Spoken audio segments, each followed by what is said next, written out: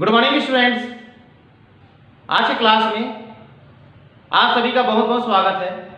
आज की क्लास में हम मरीचिका या मृग तृष्णा इसको चित्र की सहायता से विस्तार से समझेंगे।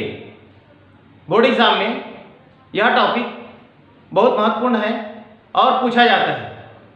आइए सबसे पहले जानते हैं मरीचिका या मृग तृष्णा, इसके परिभाषा को सबसे पहले पढ़ेंगे। तो रेगिस्तान में गर्मी के दिनों में मनुष्य को दूर स्थित खजूर का वृक्ष उल्टा दिखाई देता है और उसके आसपास जल दिखाई देता है। जब कोई प्यासा व्यक्ति उस वृक्ष के पास पहुंचता है जल के तलाश में, तो वहां जल नहीं होता, उसके आंखों को भ्रम होता है। इसे हम मरीचिका या मृग तृष्णा कहते हैं। एक बार फिर से परिभाषा रिपीट करूंगा। रेगिस्तान में गर्मी के दिनों में मनुष्य को दूर स्थित खजूर का वृक्ष उल्टा दिखाई देता है और उस वृक्ष के पास जल दिखाई देता है। जब कोई प्यासा व्यक्ति जल के तलाश में उस वृक्ष के पास पहुंचता है तो उसे वहां कोई भी जल दिखाई नहीं देता, उसके आंखों को भ्रम या धोखा होता है। इसे हम मरीचिका या मृग तृष्णा कहते हैं। इसके लिए यहां परिभाषा लिखा होगा, इसको आप अपने कॉपी में नोट करें। साथ साथ मरीचिका या मृग तृष्णा को समझने के लिए चित्र बना हुआ है। क्योंकि यह पूर्ण आंतरिक परावर्तन का उदाहरण है, उसे संबंधित है, तो सबसे पहले हम जानते हैं पूर्ण आंतरिक परावर्तन। इसके पहले क्लास में ही पढ़ चुके हैं, आज एक बार फिर से रिपीट करेंगे। जब कोई प्रकाश किरण सघन माध्यम से विरल माध्यम में प्रवेश करती है और आपतन कोण का मान क्रांतिक कोण के मान से अधिक होता है, तो प्रकाश किरण विरल माध्यम में ना जाकर उसी माध्यम में लौट आता है। इसे पूर्ण आंतरिक परावर्तन कहते हैं। एक बार फिर से समझेंगे।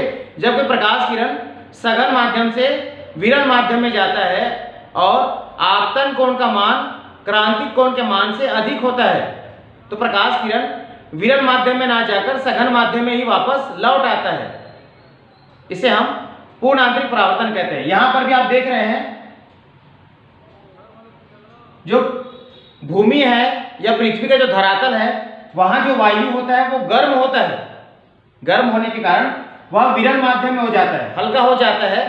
पृथ्वी के धरातल को जो छूता हुआ वायु या पास की जो वायु होता है वह गर्म होकर विरल माध्यम में होता है।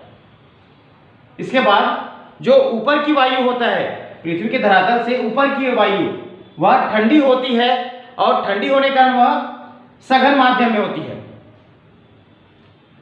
इसके साथ साथ आप देख रहे हैं यहां एक वृक्ष है और उसका आभासी प्रतिबिंब नीचे बना हुआ है।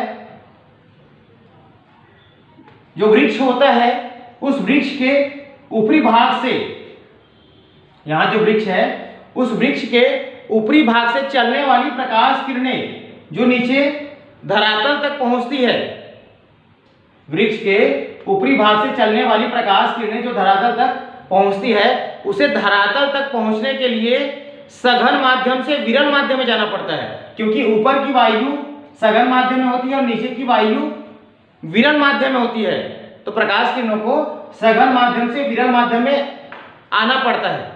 इस स्थिति में आपतन कोण का मान क्रांतिक कोण के मान से अधिक होता है और यहां पूर्ण आंतरिक परावर्तन होता है, जिसके कारण